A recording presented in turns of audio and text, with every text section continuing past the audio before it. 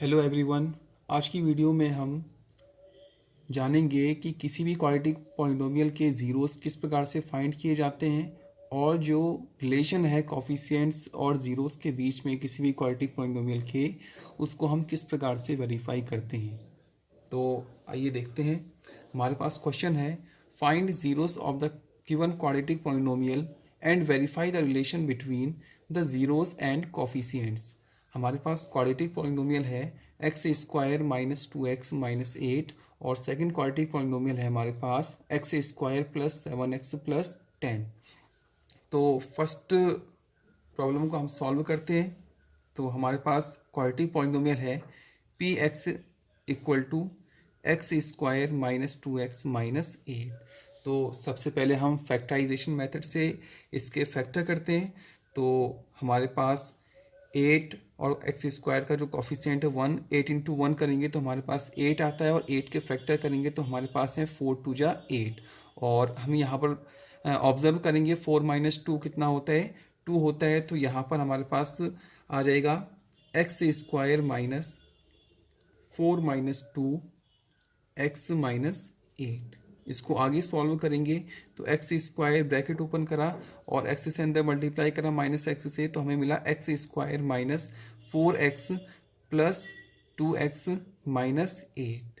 अब x square minus 4x में से x को हमने कॉमन लिया तो हमें मिला x माइनस 4, और यहाँ पर हमने 2x माइनस 8 में 2 कॉमन है तो हमने 2 बाहर लिया तो हमें मिला x माइनस 4। तो यहाँ पर हमारा सेम टर्म आ गया है x माइनस 4। तो अब इसको कॉमन ले लेंगे हम, तो x माइनस 4 इंटू जो बाहर लिखा है उसे दूसरे ब्रैकेट में लिखेंगे तो हमें मिलेगा x plus 2।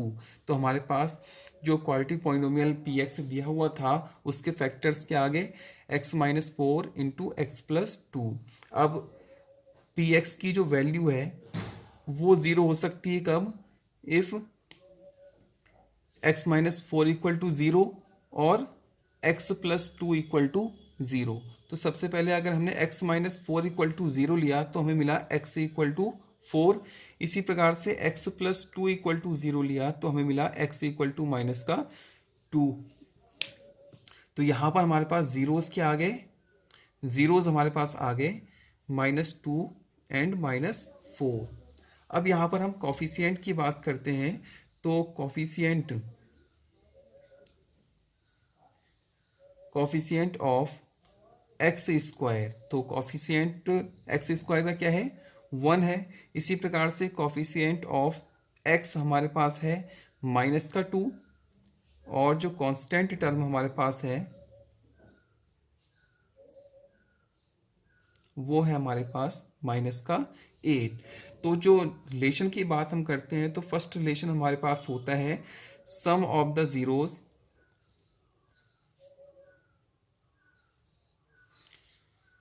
Equal to coefficient of x minus coefficient of x upon coefficient of x square. तो हमने सबसे पहले सम ऑफ द ज़ीरोज़ निकाल लेते हैं। तो सम ऑफ द ज़ीरोज़ कितना है हमारे पास,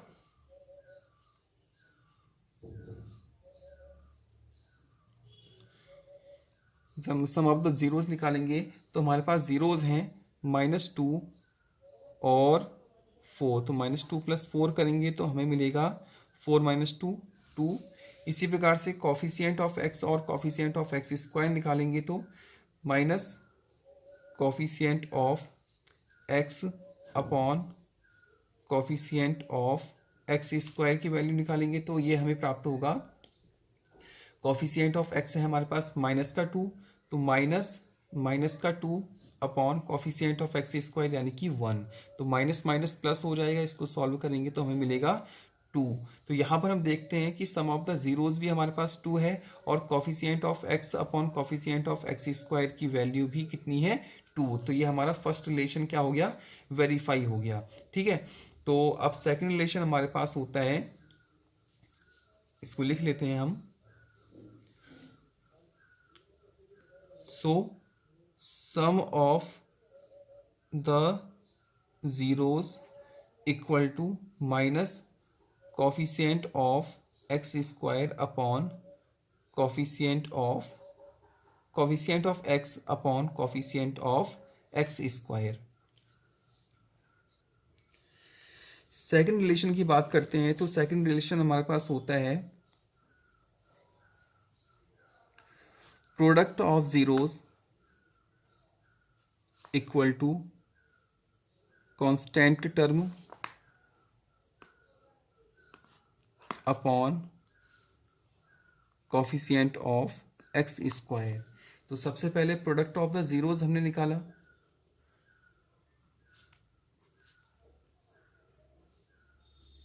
प्रोडक्ट ऑफ द जीरोस निकालेंगे तो हमारे पास जीरोस थे -2 एंड -4, तो -2 इंटू 4 करा तो हमें प्राप्त हुआ -2 into 4 -8।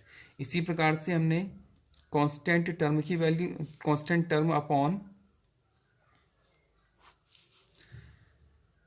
Coefficient of x square की वैल्यू निकाली, तो इसकी वैल्यू हमें मिली, कांस्टेंट टर्म हमारे पास है -8 upon coefficient of x square हमारे पास है 1, तो इसकी वैल्यू हमारे पास आ जाएगी -8। तो यहाँ पर हम देखेंगे कि प्रोडक्ट ऑफ द जीरोस है वो भी -8 है, और constant term upon coefficient of x square की वैल्यू देखेंगे वो भी -8 है। तो यहाँ पर हमारा जो सेकंड रिलेशन है product of the zeros equal to constant term